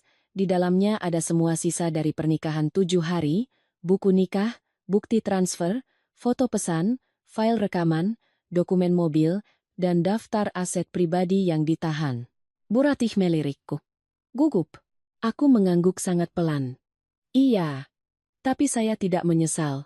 Beliau tersenyum. Gugup itu wajar. Yang tidak gugup itu yang aneh. Yang penting kamu tetap melangkah. Saat menandatangani berkas pendaftaran, tanganku sedikit berhenti. Di atas kertas, kalimat mengajukan gugatan cerai tampak begitu nyata. Baru seminggu lebih yang lalu, aku mengenakan kebaya merah di samping Bima saat resepsi, menerima doa dari kerabat. Hari ini, aku eigenhändig menyeret pernikahan itu ke dalam perkara perdata. Memikirkannya, dadaku sesak. Tapi kemudian, suara Bu Laksmi di rekaman kembali terngiang. Kalau tidak setuju, jangan tinggal di rumah saya. Aku menandatangani namaku dengan tegas. Keluar dari pengadilan, Bu Ratih mengatakan berkas sudah diterima, dalam beberapa hari akan ada panggilan untuk mediasi. Beliau juga sudah mendaftarkan permohonan sita jaminan untuk mencegah Bima dan ibunya menjual mobil itu, serta meminta penelusuran aliran dana terkait apartemen di Serpong. Sekarang kamu hanya perlu tenang, semakin mereka panik, semakin banyak bukti yang kita dapat. Belum sempat aku menjawab, ponselku berdering. Nomor Bima, dari telepon kantor yang tak dikenal. Aku menatap Bu Ratih, beliau memberi isyarat untuk menyalakan loudspeaker. Anya, kamu benar-benar sudah mendaftarkan gugatan? Suaranya serak. Seolah baru saja begadang semalaman lagi. Iya. Kamu tahu surat dari pengadilan baru saja sampai di apartemen? Tekanan darah ibuku naik. Beliau terbaring di tempat tidur sekarang. Apa kamu sudah puas? Aku memejamkan mata. Lagi-lagi cara yang sama. Mengubah kesalahan mereka menjadi beban nuraniku. Kalau Bu Laksmi tidak sehat, bawa beliau ke dokter. Saya bukan dokter. Kamu sudah berubah. Dulu kamu tidak sedingin ini. Aku membuka mata, menatap tangga pengadilan yang basah oleh hujan. Tidak. Aku hanya tidak lagi membiarkan orang lain menggunakan kelemahan mereka untuk membelengguku. Di seberang sana hening sejenak, lalu suara Bima merendah. Ibuku bilang, kalau kamu tarik gugatan, beliau akan kembalikan barang-barangmu. Soal uang, kita bisa negosiasi. Tapi kalau kamu tetap menggugat, beliau tidak akan membiarkan orang tuamu tenang. Bu Ratih langsung mengerutkan dahi, mencatat waktu panggilan itu. Aku mendengar detak jantungku sendiri, tapi suaraku tetap tenang. Bima, kamu baru saja mengancam keluargaku. Terima kasih sudah mengatakannya lewat telepon. Dia terdengar panik. Bukan, aku tidak bermaksud begitu. Aku hanya menyampaikan pesan ibu. Kamu sudah dewasa. Jangan berlindung di belakang ibumu lagi. Aku menutup telepon. Hujan di luar tiba-tiba turun lebih deras. Bu Ratih menatapku. Tatapannya serius. Kali ini kita harus lebih tegas. Saya akan tambahkan poin ancaman dan pelecehan ke dalam gugatan. Jika mereka masih datang ke rumahmu atau kantormu, kita lapor polisi. Aku mengangguk, tapi hatiku masih nyeri saat memikirkan orang tuaku. Aku bisa menahan makian dan fitnah, tapi aku tidak tahan jika mereka menyeret ayah dan ibuku ke dalam masalah ini. Sore harinya, saat pulang, Aku melihat ayah sedang memasang kamera CCTV tambahan di depan gerbang. Ibu duduk di ruang tamu, di hadapannya ada sebuah paket yang dikirim ojek online, di dalamnya ada beberapa set pakaianku. Tapi semuanya dijejalkan berantakan. Krim pelembabku tutupnya pecah. Botol parfum hadiah dari ibu saat menikah isinya tinggal setengah. Dan kotak perhiasanku. Kosong. Aku memegang kotak kosong itu, tanganku terasa dingin. Gelang emas kawin Anya mana, Bu? Ibu langsung berdiri. Tidak ada di dalam paket, ku periksa semuanya. Tidak ada. Kalung pemberian ayah, anting-anting emas dari ibu, gelang hantaran, semuanya hilang. Aku langsung menelepon Bu Ratih. Beliau mendengar ceritanya dan berkata cepat, foto semua kondisinya, simpan bukti pengiriman, nomor pengemudi, dan waktu terima. Ini bisa masuk kategori penggelapan. Besok kita kirim surat somasi untuk pengembalian, jika tidak, kita laporkan. Aku baru saja selesai memotret saat sebuah pesan masuk dari Bu Laksmi. Perhiasan itu kami tahan sebagai ganti rugi kamu sudah makan dan tinggal di rumah kami. Mau kembali? Datang ke apartemen dan minta maaf. Aku menatap tulisan itu, lalu tertawa. Tawa yang membuat air mataku keluar. Mereka sudah mengambil rumah, mobil, sekarang bahkan emas kawinku pun mau ditelan. Ibuku memeluk bahuku, suaranya bergetar karena marah. Jangan pergi, Nak. Mereka menjebakmu. Kuseka air mataku, menatap kedua orang tuaku. Anya tidak akan pergi sendiri. Tapi kali ini, Anya tidak akan hanya mengirim surat. Ayah menatapku lama, lalu mengangguk perlahan. Baik. Ayah ikut denganmu, pengacara ikut denganmu, dan jika perlu, kita undang polisi setempat sebagai saksi. Malam itu, aku meletakkan kotak perhiasan yang kosong di atas meja kerjaku. Benda itu menjadi saksi bisu dari keserakahan keluarga suamiku yang tak terbatas. Dulu kukira pengkhianatan paling menyakitkan adalah saat orang yang kucintai tidak melindungiku. Ternyata ada rasa sakit lain yang lebih dingin, menyadari bahwa mereka sudah mempersiapkan segala cara untuk menelanjangiku sebelum mendorongku keluar pintu. Keesokan paginya, Bu Ratih datang ke rumahku lebih awal. Beliau mengenakan kemeja putih, membawa map tebal berisi surat somasi yang menuntut Bu Laksmi dan Bima mengembalikan semua perhiasan dan barang pribadi yang masih kurang, serta mengonfirmasi status mobil yang telah dibalik nama. Ayahku juga ikut. Wajahnya begitu serius hingga aku tak berani menatapnya lama. Ibu ingin ikut, tapi ayah menahannya. Ibu di rumah saja. Jangan biarkan mereka melihat kemarahanmu dan menjadikannya alasan. Ibu menggenggam tanganku erat. Ingat, apapun yang mereka katakan, jangan masuk ke apartemen itu sendirian. Aku mengangguk. Sejak malam aku menarik koper, apartemen di Serpong itu bukan lagi rumah dalam ingatanku. Itu lebih seperti ruang jebakan, di mana setiap tirai, setiap gelas, mengingatkanku bagaimana aku telah ditipu atas nama pernikahan. Kami membuat janji dengan polisi dari polsek setempat dan ketua RT untuk menjadi saksi sebelum naik ke apartemen. Saat pintu lift terbuka di lantai 12, aku melihat Bima sudah berdiri di koridor. Dia mengenakan kemeja yang pernah kuberikan, tapi kerahnya lecek, wajahnya kuyu. Melihatku datang bersama pengacara, ayahku, dan dua saksi, matanya tampak panik. Anya, apa harus membawa orang luar sampai ke rumah kita? Aku menatap pintu di belakangnya. Rumah ibumu, bukan rumah kita. Wajah Bima menegang. Sebelum dia sempat bicara, pintu terbuka. Bu Laksmi berdiri di dalam, bibirnya dipoles lipstik merah, tangannya bersedekap. Ramai sekali. Mau menagih utang? Bu Ratih melangkah maju, suaranya tenang. Kami datang sesuai surat yang sudah dikirimkan, meminta Ibu Laksmi mengembalikan aset pribadi milik Ibu Anya, termasuk perhiasan mahar dan hantaran, serta barang lain yang masih kurang. Ada ketua RT dan pihak kepolisian sebagai saksi, kami harap Ibu bisa bekerja sama. Bu Laksmi tertawa sinis. Perhiasan apa?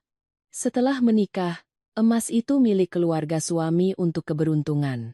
Dia kabur dari rumah, masih mau menuntut? Ayahku mengepalkan tangannya. Aku tahu beliau sangat marah, tapi tetap diam. Aku membuka tasku, mengeluarkan foto-foto setiap perhiasan saat pernikahan, kwitansi pembeliannya, dan video saat ibuku memasangkan gelang di tanganku di depan para kerabat. Ini adalah hadiah dari orang tua saya untuk saya pribadi, bukan seserahan untuk dititipkan pada Anda. Jika Anda bilang tidak ada, silakan tanda tangani berita acara bahwa Anda tidak menahannya. Mendengar kata tanda tangan, mata Bu Laksmi goyah. Bima buru-buru menarik lengan ibunya. Bu, sudahlah. Kembalikan saja padanya. Bu Laksmi berbalik. Diam kamu. Masih membelanya? Gara-gara dia pengadilan kirim surat. Gara-gara dia tetangga melihat kita seperti maling. Sekarang dia bawa polisi untuk menekan ibumu. Aku menatap Bima. Dia menunduk. Sikap yang sama. Saat harus bertanggung jawab, dia kembali menjadi anak kecil yang bersembunyi di belakang ibunya. Bu Ratih meletakkan berita acara di meja ruang tamu. Jika ibu tidak mengembalikannya, kami akan catat penolakan ibu. Setelah itu, klien saya berhak membuat laporan polisi atas tuduhan penggelapan. Wajah Bu Laksmi memucat, tapi masih mencoba melawan. Saya hanya menahannya sebagai ganti rugi, dia sudah mempermalukan keluarga saya. Polisi yang mendampingi kami angkat bicara. Bu, itu tidak benar. Aset pribadi orang lain tidak bisa ditahan secara sepihak untuk alasan apapun tanpa kesepakatan atau putusan hukum. Mohon kerjasamanya. Ruangan hening. Akhirnya, Bu Laksmi dengan kesal masuk ke kamar tidur. Terdengar suara laci dibuka dan ditutup dengan keras. Sesaat kemudian, beliau melemparkan sebuah kantong kain merah ke atas meja. Nih, ambil. Mulai sekarang jangan pernah injakkan kakimu di rumahku lagi. Aku membuka kantong itu. Gelang emas dari ibu ada. Anting-anting juga ada. Tapi kalung pemberian ayah hilang. Begitu juga gelang hantaran. Aku mengangkat kepala. Masih kurang 2 item. Bu Laksmi langsung membentak, adanya cuma itu. Siapa tahu kamu simpan sendiri lalu menuduhku. Aku memutar video hari pernikahan, kebagian saat ayah memasangkan kalung untukku, lalu saat aku melepas semua perhiasan dan memasukkannya ke dalam kotak di apartemen, di depan Bima. Suara Bima di video terdengar jelas, taruh saja di lemari, sayang. Aman. Kok, wajahnya pucat pasi. Aku menatapnya lama. Bima, katakan. Di mana 2 perhiasan itu? Bibirnya bergetar. Bu Laksmi membentak, kalau kamu bicara sembarangan, jangan anggap aku ibumu lagi. Bima menunduk dalam-dalam. Saat itulah aku sadar, dia tahu. Dan keheningannya lebih kotor dari kebohongan. Bu Ratih langsung meminta agar dicatat dalam berita acara, aset dikembalikan tidak lengkap. Pihak Bu Laksmi tidak bisa menjelaskan keberadaan 2 perhiasan yang hilang. Beliau menandatangani berita acara dengan marah. Goresan pulpennya begitu keras hingga merobek kertas. Saat kami akan pergi, Bima mengejar kami sampai ke lift. Anya, aku akan carikan untukmu. Tolong jangan lapor polisi, ya? Aku berbalik menatapnya, hatiku sedingin es. Yang perlu kucari bukan hanya emas, Bima, tapi kebenaran. Kalau kamu masih punya malu, katakan di mana perhiasan itu sebelum hakim yang bertanya. Pintu lift tertutup, memisahkan kami dari wajah putus asanya. Di tanganku ada sekantong perhiasan yang tidak lengkap, tapi di hatiku ada tekad yang sudah bulat. Semakin mereka menyembunyikan, semakin aku akan berjuang sampai akhir. 3 hari kemudian, pengadilan mengirimkan surat panggilan untuk sidang mediasi pertama. Aku memegang kertas itu, menatap stempel merahnya. Hatiku terasa berat. Meskipun sudah siap, aku tetap merasakan sakit. Orang lain masuk ke pengadilan untuk mengakhiri pernikahan setelah bertahun-tahun menderita. Aku, hanya setelah 7 hari menjadi istri. Tapi 7 hari itu sudah cukup untuk melihat semuanya. Sebuah apartemen tanpa namaku, seorang suami tanpa pendirian, seorang ibu mertua tanpa batas, dan sebuah jebakan yang dibungkus dengan cinta palsu. Pagi itu, ibu membuatkan sarapan. Tapi aku tak selera makan. Ayah meletakkan tangannya di bahuku. Kamu kesana bukan untuk mencari menang atau kalah. Nak, kamu kesana untuk mencari keadilan. Aku mengangguk, mengenakan blazer, dan membawa map berisi berkas. Bu Ratih menjemputku di depan gerbang pengadilan. Beliau melihat raut wajahku dan berkata, "Hari ini mereka mungkin akan menangis, menyalahkan, memohon, atau menekan. Kamu hanya perlu ingat satu hal. Semua berdasarkan bukti." Aku mengikutinya masuk ke ruang mediasi. Bima sudah duduk di sana, matanya cekung, kemejanya kancingnya salah pasang. Bu Laksmi duduk di sebelahnya, wajahnya dingin, masih mengenakan cincin emas besarnya. Begitu melihatku, beliau mendengus. Menantu dari keluarga kaya memang beda ya, sedikit-sedikit sewa pengacara, bawa suami ke pengadilan. Aku tidak menjawab. Bu Ratih meletakkan berkas di meja dan menarik kursi untukku. Mediator memulai sidang. Hari ini kita berkumpul untuk melihat apakah kedua pihak bisa mencapai kesepakatan mengenai pernikahan, aset, dan kewajiban lainnya. Pertama, Ibu Anya, apakah tetap pada gugatan cerai? Aku menatap lurus ke depan. Saya tetap pada gugatan. Bima langsung mengangkat kepala, suaranya serak. Anya, aku tidak setuju cerai. Aku masih mencintaimu. Aku akui ibuku keterlaluan. Aku juga salah tidak membelamu. Tapi kita baru menikah, belum sampai harus berpisah. Aku menoleh padanya, hatiku tidak lagi sakit, hanya ada kehampaan yang dingin. Menyembunyikan sertifikat rumah, memaksaku menyerahkan gaji, menahan barang-barangku, membalik nama mobil, dan membiarkan ibumu memfitnahku di kantorku. Kamu sebut itu belum sampai? Bima menunduk. Bu Laksmi menggebrak meja. Jangan melebih-lebihkan. Mobil itu hadiah untuk anakku. Atas nama dia, dia mau berikan pada siapa itu haknya. Emas kawin itu tanda ikatan, aku menyimpannya juga wajar. Dan apartemen itu milikku. Jangan mimpi kamu bisa menyentuhnya. Bu Ratih membuka tumpukan bukti, suaranya jelas. Kami tidak menuntut pembagian apartemen sebagai harta gono gini. Kami menuntut pengembalian dana yang terbukti berasal dari keluarga Ibu Anya untuk tujuan membangun rumah tangga bersama, yaitu 300 juta rupiah yang ditransfer ke rekening Ibu Laksmi, 250 juta rupiah uang angpau yang diakui oleh saudara Bima digunakan untuk membayar KPR, serta penyelesaian terkait mobil senilai hampir 700 juta rupiah. Selain itu, semua perhiasan dan aset pribadi harus dikembalikan utuh. Wajah Bu Laksmi memucat, tapi masih mencoba membantah. Uang itu diberikan sukarela, sekarang ditagih lagi, tidak tahu malu. Aku menatapnya. Setiap kata kuucapkan perlahan. Diberikan sukarela untuk kami berdua membangun rumah tangga, bukan untuk Anda membeli properti atas nama Anda lalu mengusir saya setelah 7 hari. Seisi ruangan hening. Mediator memeriksa bukti-bukti lalu bertanya pada Bima, "Saudara Bima, apakah benar pesan-pesan ini dikirim oleh Anda? Apakah Anda mengakui pernah berjanji bahwa apartemen ini akan menjadi aset bersama setelah menikah?" Bima menatap cetakan pesan di atas kertas. Bibirnya bergerak-gerak lama sebelum berkata, "Pesan itu dari saya. Tapi waktu itu saya hanya bicara agar Anya tenang, belum berdiskusi mendalam dengan ibu." Kalimat itu seperti pisau terakhir yang memutus sisa iba di hatiku. Ternyata bahkan janji tentang sebuah rumah hanyalah kalimat penenang agar aku mau melangkah ke pelaminan.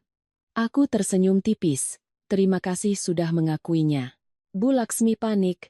Mencubit lengan Bima. Kamu bicara apa? Bima menunduk dalam-dalam. Tak berani menatap siapapun. Mediator melanjutkan ke masalah mobil. Bu Ratih menunjukkan surat perjanjian jual-beli, bukti transfer dari ayahku, dan pesan terima kasih Bima pada orang tuaku atas hadiah untuk kami berdua. Kali ini Bima tak bisa menyangkal. Dia hanya berkata sangat pelan, "Benar, mobil itu dibeli oleh orang tua Anya." Bu Laksmi langsung membentak, "Tapi atas nama anakku." Bu Ratih langsung menimpali. Atas nama bukan berarti berhak menggelapkan aset saat sengketa perkawinan sedang berlangsung. Suasana di ruangan menegang. Di akhir sidang, pihak Bima mengusulkan agar aku menarik gugatan, sebagai gantinya mereka akan mengembalikan barang pribadi dan sisa perhiasan. Soal uang apartemen, mobil, dan pencemaran nama baik, mereka tidak mau bertanggung jawab. Aku mendengarnya, lalu menatap Bima lama sekali. Kamu masih berpikir aku di sini untuk menawar barang-barang yang memang milikku? Mata Bima memerah. Lalu kamu mau aku bagaimana? Aku berdiri, suaraku tenang yang membekukan. Lakukan apa yang tidak pernah kamu lakukan sejak kita menikah. Bertanggung jawab. Sidang mediasi gagal. Saat aku melangkah keluar, Bu Laksmi mendesis di belakangku. Tunggu saja. Aku masih punya banyak cara untuk membuatmu menyesal. Aku berbalik menatapnya. Silakan. Setiap kali Anda berbuat, saya akan punya satu bukti tambahan. Setelah mediasi yang gagal, kukira Bu Laksmi akan sedikit menahan diri menunggu hari persidangan. Tapi aku meremehkan keras kepalanya. Hanya 2 hari kemudian, sebuah tulisan panjang dikirim di grup WhatsApp keluarga besar pihak suami, lalu menyebar ke beberapa kenalanku. Isinya menyebutku sebagai istri mata duitan, menikah hanya untuk mengincar rumah dan mobil, lalu kabur karena tidak berhasil menguasai harta. Di bawahnya, ada foto pernikahanku yang dipotong, disertai komentar-komentar jahat. Pengirimnya bukan Bu Laksmi, tapi sepupu Bima. Tapi dari gaya bahasanya, aku tahu siapa dalangnya. Ibuku membacanya dan marah hingga tangannya gemetar. Ayahku diam-diam mengambil tangkapan layar dan mengirimkannya pada Bu Ratih. Aku tidak menangis lagi. Ada rasa sakit yang jika diulang berkali-kali akan berubah menjadi kewarasan yang dingin. Aku hanya bertanya pada Bu Ratih, Bu, apa ini bisa dimasukkan ke dalam berkas? Beliau menjawab cepat, bisa. Ini bukti pencemaran nama baik dan tekanan psikologis. Tapi ada hal lain yang ingin saya tunjukkan padamu. Sore itu, aku datang ke kantor Bu Ratih. Di atas mejanya ada sebuah map tua, sampulnya bertuliskan alamat sebuah properti di Cibubur. Aku duduk, jantungku berdebar karena firasat. Bu Ratih mendorong map itu ke arahku. Saya minta seorang teman untuk memeriksa riwayat aset yang terkait dengan Bu Laksmi dan Bima. Ada satu detail yang sangat menarik. 3 bulan sebelum kalian menikah, Bima menjual sebidang tanah kecil warisan dari kakeknya, nilainya sekitar 500 juta rupiah. Tapi, dalam dokumen pembelian apartemen di Serpong, uang itu tidak tercatat sebagai uang Bima. Uang itu ditransfer dulu ke rekening Bu Laksmi, lalu Bu Laksmi yang melakukan pembayaran. Aku terperangah. Maksud ibu? Mereka sengaja mentransfer uangnya melalui rekening ibunya agar apartemen itu menjadi aset milik Bu Laksmi? Bu Ratih mengangguk. Indikasinya sangat kuat. Dan lagi, ini pesan yang kamu kirimkan padaku. Bima pernah bilang, rumah ini milik kita, ibu hanya atas nama untuk mempermudah KPR. Kalimat ini sangat penting. Ini menunjukkan bahwa status nama Ibu Laksmi bukan murni pembelian, melainkan ada kesepakatan terselubung untuk menyediakan tempat tinggal bersama bagi kalian berdua. Aku menatap angka-angka di dalam map, rasa mual kembali muncul. Mereka bukan hanya serakah sesaat setelah menikah. Mereka sudah merencanakannya jauh-jauh hari, mengumpulkan uang Bima melalui rekening ibunya, menerima uang bantuan dari orang tuaku, menggunakan uang angpau, lalu mendaftarkan semuanya atas nama Bu Laksmi.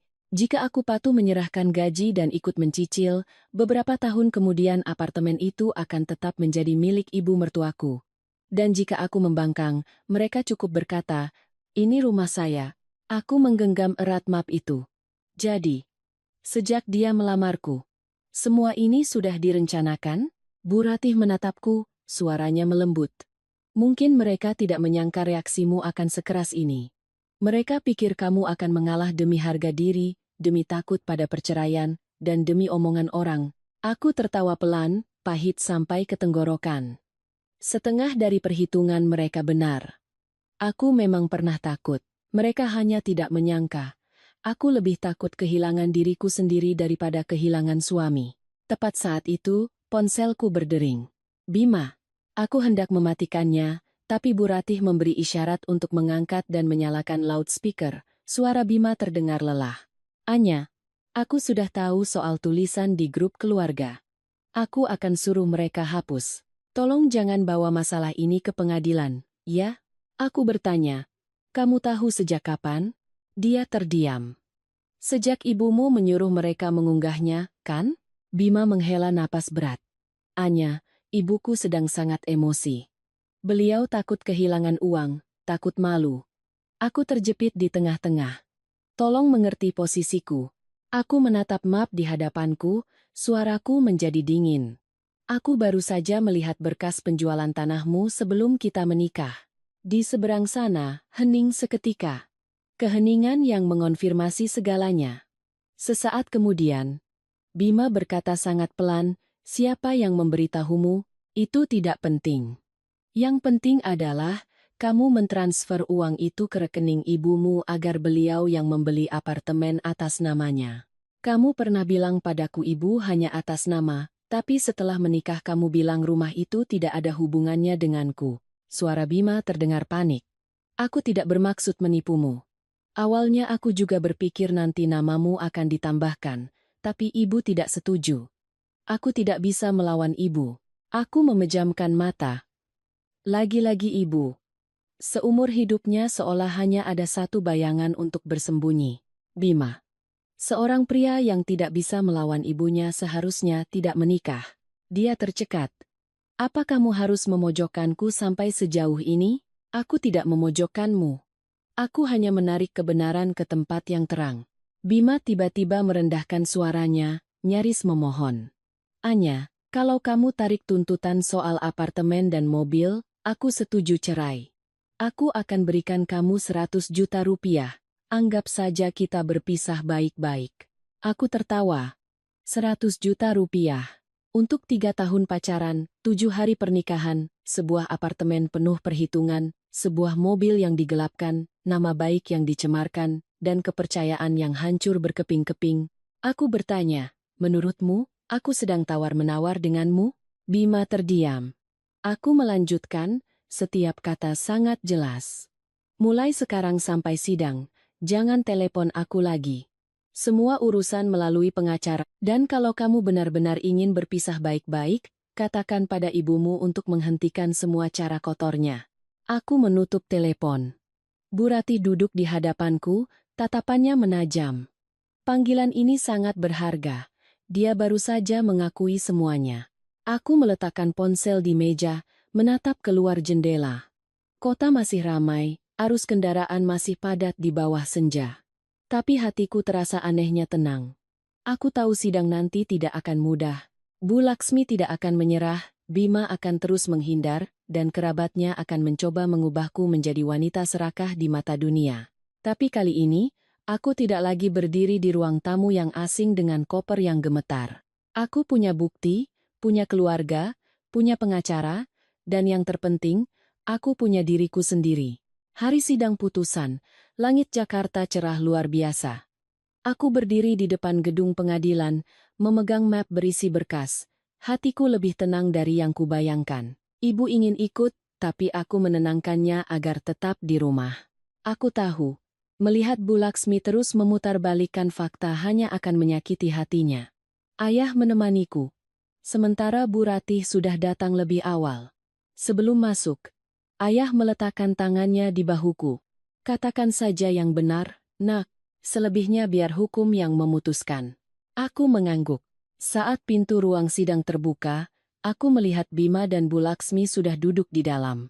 Bima semakin kurus, matanya cekung. Bu Laksmi masih berpakaian rapi, lehernya berkalung mutiara, wajahnya dingin seolah bukan dia yang menjadi tergugat. Melihatku, beliau menyeringai. "Sudah datang? Kita lihat sandiwara apa lagi hari ini." Aku tidak menjawab. Aku duduk di samping Bu Ratih. Saat itu, aku sadar aku sudah benar-benar berubah. Beberapa minggu yang lalu, sindiran seperti itu pasti akan membuatku gemetar. Sekarang, aku hanya merasa kasihan padanya.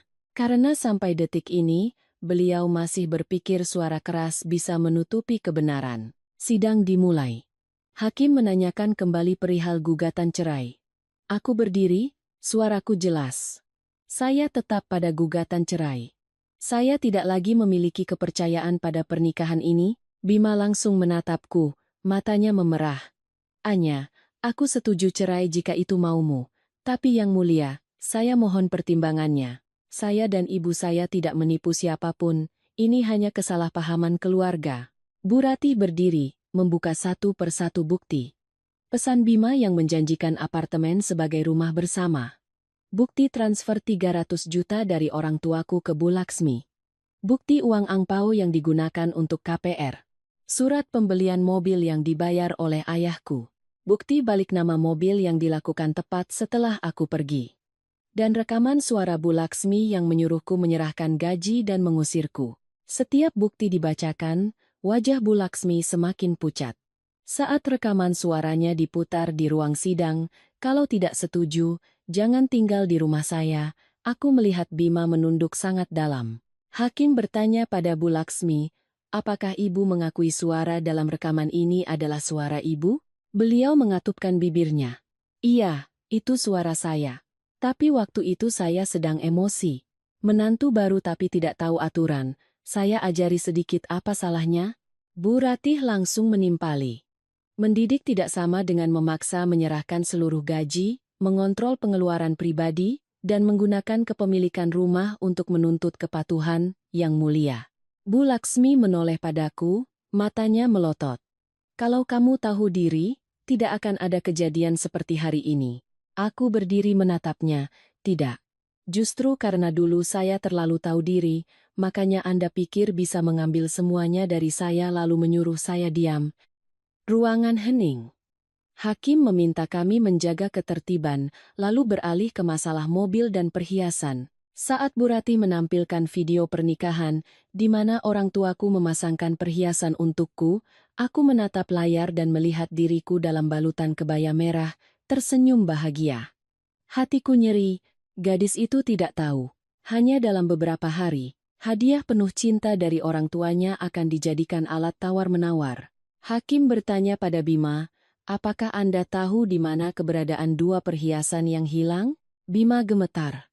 Bu Laksmi langsung menatapnya tajam. Bima, bicara yang benar. Kita tidak menyimpan apapun.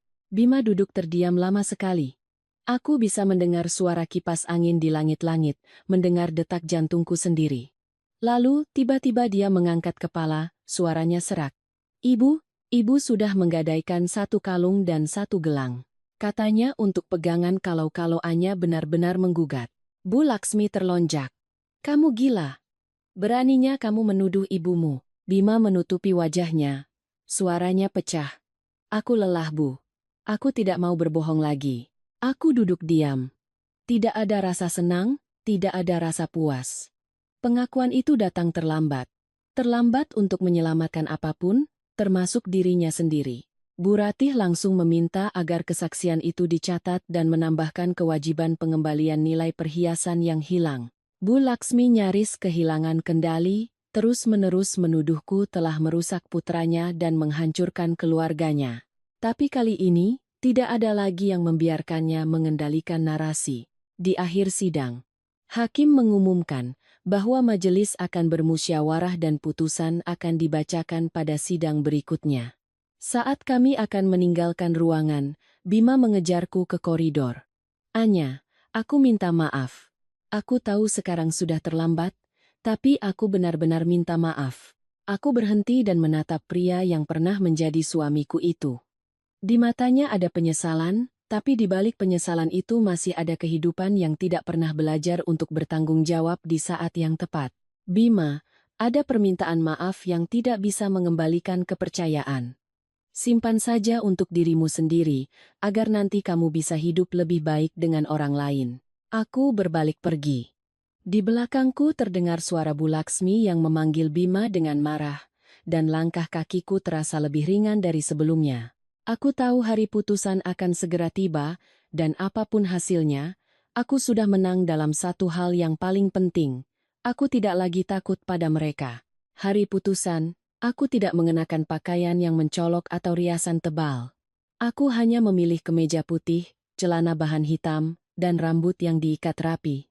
Aku ingin masuk ke sana bukan sebagai wanita terhianati yang menunggu belas kasihan, melainkan sebagai orang dewasa yang datang untuk mengambil keadilan. Ayah duduk di sampingku, tangannya diletakkan di atas map, diam tapi kokoh. Di seberang, Bima duduk menunduk, sementara Bu Laksmi tidak lagi angkuh seperti sebelumnya. Wajahnya kelabu, matanya masih menyimpan kebencian, tapi juga kegelisahan. Saat hakim membacakan putusan, setiap kata terdengar jelas. Pengadilan mengabulkan gugatan ceraiku karena perselisihan yang tajam dan terus-menerus, tujuan perkawinan tidak tercapai. Bima diwajibkan mengembalikan nilai mobil yang dibeli oleh keluargaku yang telah ia balik nama secara sepihak. Bu Laksmi dan Bima diwajibkan mengembalikan nilai emas kawin yang hilang, serta mengembalikan seluruh dana yang terbukti berasal dari keluargaku untuk tujuan membangun rumah tangga bersama. Selain itu, pengadilan mencatat adanya tindakan pelecehan dan pencemaran nama baik dari pihak mereka dan memerintahkan untuk menghentikan segala bentuk gangguan. Mendengar itu, hatiku tidak meledak dalam kegembiraan seperti yang kubayangkan. Tidak ada rasa kemenangan yang gemilang, tidak ada kepuasan. Hanya ada keheningan yang dalam, seperti setelah badai besar, tanah akhirnya berhenti bergetar. Bima menoleh padaku, matanya memerah. Anya, aku minta maaf. Kali ini aku tidak menghindar. Aku menatapnya dengan tenang. Aku menerima permintaan maafmu, tapi aku tidak menerima kembali pernikahan ini. Dia menunduk, bahunya merosot. Bu Laksmi yang duduk di sebelahnya tiba-tiba menangis, tapi tangisannya tidak lagi membuatku luluh. Aku pernah bersimpati padanya, berpikir seorang ibu tunggal pasti telah melalui banyak kesulitan. Tapi kesulitan hidup tidak memberi siapapun hak untuk menjadikan hidup orang lain sebagai alat untuk memuaskan keserakahan dan hasrat mengontrolnya. Keluar dari pengadilan, matahari bersinar begitu terik hingga aku harus menyipitkan mata. Ayahku berdiri di samping dan bertanya pelan, "Sudah merasa lebih ringan, Nak?" Aku menatap langit Jakarta, menarik napas dalam-dalam. "Iya, Ayah, jauh lebih ringan." Sebulan kemudian, Bima mentransfer semua uang sesuai putusan pengadilan. Nilai mobil dan perhiasan yang hilang juga sudah dilunasi. Aku tidak membeli lagi perhiasan yang sama. Aku memasukkan sebagian uang itu ke rekening tabungan untuk orang tuaku, dan sebagian lagi kugunakan untuk berlibur sendirian ke Bali. 3 hari.